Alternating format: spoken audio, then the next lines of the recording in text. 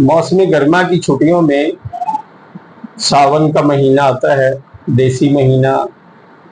इसमें बारिश होती है। जब बारिश होती है तो यकीनी बात है सड़कों पे पानी जमा हो जाता है।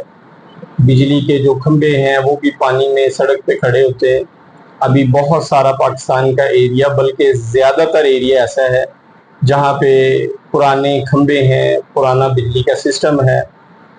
अब होता क्या है कि अगर हम गर्मी की छुट्टियों में समर कैंप लगा लेते हैं स्कूल में, या कोई अकेडमी ओपन कर लेते हैं, तो जब बच्चे स्कूल आ रहे होते हैं या स्कूल से वापस जा रहे होते हैं तो वो सड़क के एक साइड पे चलने की कोशिश करते हैं। जाहिर सी बात है ट्रैफिक से बचना है और बच्चे ने एक साइड पे चलना है।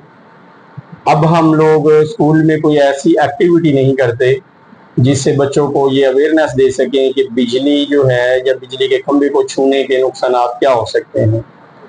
बाद औक़ात स्कूल में भी कुछ चीज़ें ऐसी होती हैं, कोई वायर ऐसी होती है जो आम दिनों में वो लॉस नहीं करती, जो नमी वाले दिनों में कर सकती है।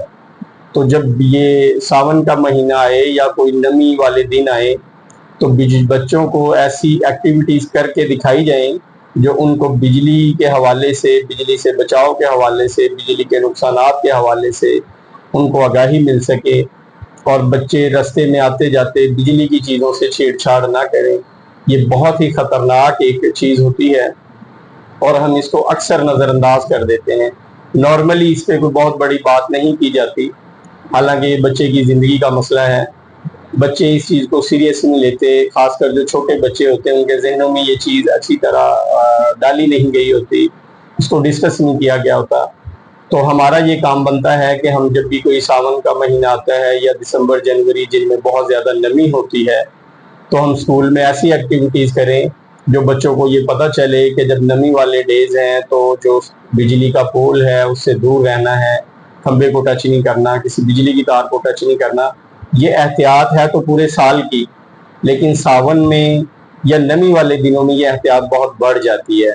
तो स्कूल वालों की जिम्मेदारी जहाँ पे तालीम देना है वहाँ पे आम माशरती रहन सहन की जो अवेयरनेस है वो भी देना स्कूल की जिम्मेदारी है।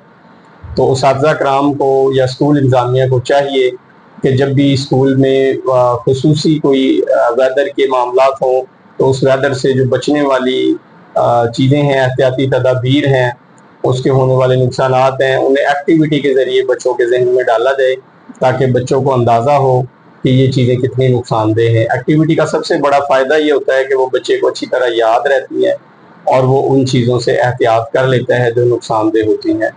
ये हम इस जिम्मेदारी को याद से निभाएं ताकि बच्चों को महफूज किया जा सके, उनकी ज़िंदगी को महफूज किया जा सके।